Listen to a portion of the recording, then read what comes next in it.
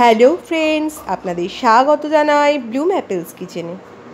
আজকে আমি আপনাদের সাথে শেয়ার করব দারুণ মজাদার একটি মিষ্টির রেসিপি।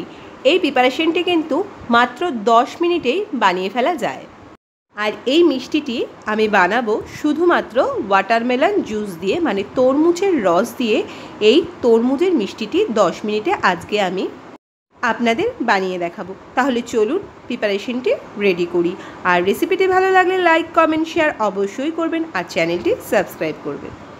তরমুজের মিষ্টি বানানোর জন্য এখানে আমি বড় বড় পিস করে তরমুজ কেটে নিয়েছি। আর এইখানে গ্রেটার নিয়েছি। গ্রেটার দিয়ে এইবারে গ্রেটারের এই সরু যে অংশগুলো আছে এই অংশ দিয়ে আমি তরমুজটাকে গ্রেট করে এইভাবে গ্রেট করে জুসটা বের করে নেব আর তরমুজের দানাগুলো আলাদা করে নেব। ঠিক এইভাবে গ্রেট করে আমি সবকটা তরমুজ জুসটা বের করে নেব। একটু দেখাচ্ছি, দেখুন তরমুজের কিন্তু এই গ্রেটার দিয়ে জুসটা বেরিয়ে যাচ্ছে। আগে আমি জুসটা বের করে নিই, তারপর বাদবাকি কাজ করব। তরমুজের রসটা আমি বের করে নিয়েছি। রসটা বের করে একটা ছাঁকনি দিয়ে আমি ছেঁকে নিয়েছি। ছেঁকে দানাগুলো যেটুকু ছিল আলাদা করে নিয়েছি। এইবারে এখানে একটি পাত্র বসিয়ে দিয়েছি। পাত্রে আমি তরমুজের রসটা দিয়ে দিলাম। এখানে আমি 200 ml রস নিয়েছি। রসটাকে কন্টিনিউ নাড়াচাড়া করে 3 থেকে 4 মিনিট আমি ফুটিয়ে নেব।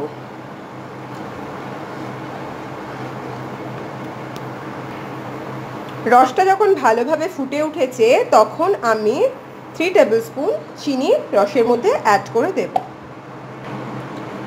চিনি দিয়ে দিয়েছি। এইবার চিনিটা ভালোভাবে মিশিয়ে নেব। চিনিটা গলে গেলে আমি সুইটনেসটা টেস্ট করে নেব। তবে তরমুজের ওপর ডিপেন্ড করবে, যেই তরমুজ বেশি মিষ্টি তাতে কম চিনি অ্যাড করতে হবে, আর তরমুজটা একটু কম মিষ্টি হলে বেশি চিনি অ্যাড করতে হবে।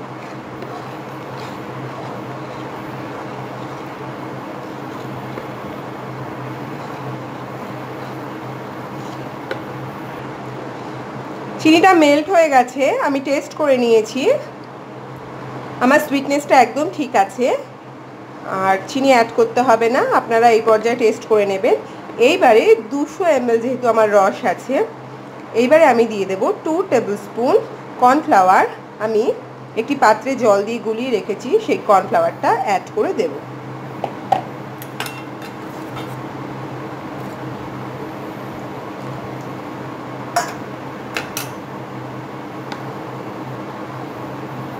কর্নফ্লাওয়ার দেওয়ার সাথে সাথে কিন্তু কন্টিনিউ নাড়তে হবে।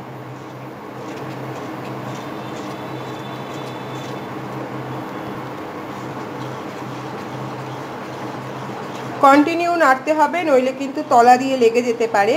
সেক্ষেত্রে কিন্তু যে মিষ্টিটা আমরা বানাতে চলেছি সেই মিষ্টিটা একদম ভালো হবে না। সেই জন্য কন্টিনিউ এইভাবে নাড়তে হবে।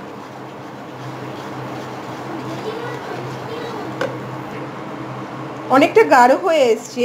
এই পর্যায়ে সামান্য বিট লবণ আমি অ্যাড করব, তবে 1 পিঞ্চ, খুবই সামান্য বিট লবণ আমি অ্যাড করলাম। এবারে কন্টিনিউ কিন্তু জিনিসটা আমি যেটা বললাম 3 থেকে 4 মিনিট নাড়তে হবে।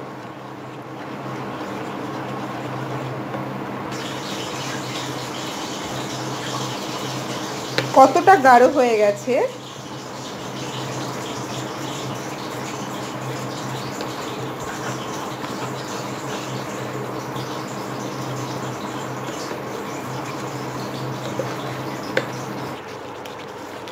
চার মিনিট পর জুসটা আমার, যেটা আমি তরল ছিল, দেখুন কতটা গাঢ় হয়ে গেছে।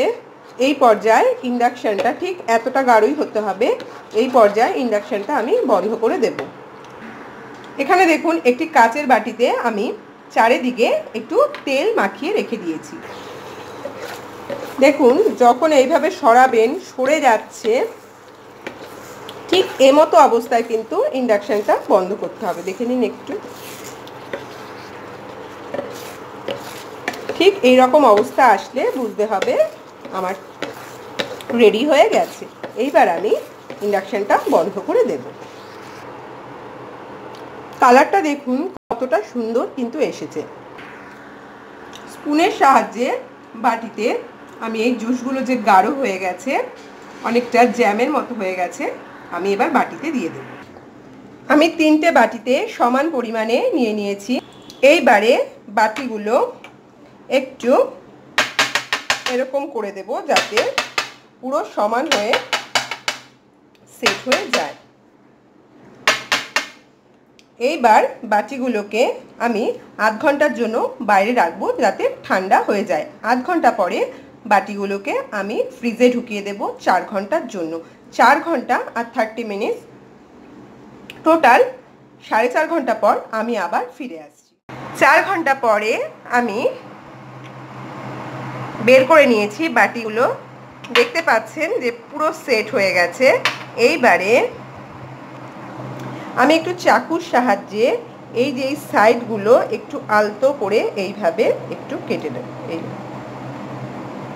এইভাবে একটু কেটে নেব। দেখুন হাতের মধ্যে আমি নামিয়ে নিয়েছি। আমি জিনিসটা দেখানোর জন্য দেখুন কতটা সফট নড়ছে, দেখুন কতটা সফট হয়েছে আমার এই তরমুজের মিষ্টিটা, যেটা আমি বলেছিলাম যে 10 মিনিটের মধ্যে শুধুমাত্র তরমুজের রস দিয়ে আজকে আমি মিষ্টি বানিয়ে দেখাবো। তো দেখুন কতটা সফট হয়েছে, আর টেস্ট মানে অসম্ভব টেস্টি হয়। আর এটা ঠান্ডা ঠান্ডা পরিবেশন করতে হয়। দেখুন, দেখেই বুঝতে পাচ্ছেন জিনিসটা, দেখুন কতটা সফট হয়েছে। এইভাবে আমি প্রতিকটা বাটি থেকে নামিয়ে নেব। সবকটা মিষ্টি আমি নামিয়ে নিয়েছি বাটি থেকে। দেখুন কতটা সফট, এই দেখুন আমি ধরছি, দেখুন কতটা সফট। দেখে নিশ্চয়ই বুঝতে পারছেন জিনিসটা কতটা সফট হয়েছে। পুরো জ্যামের মতো হয়েছে, মানে জেলির মতো হয়েছে, পুরো জেলির মতো কিন্তু সফট হয়েছে। দেখতে পাচ্ছেন পুরো জেলির মতো সফট হয়েছে আমার মিষ্টিগুলো। তো বন্ধুরা, রেডি হয়ে গেছে আমার ওয়াটারমেলন সুইটস।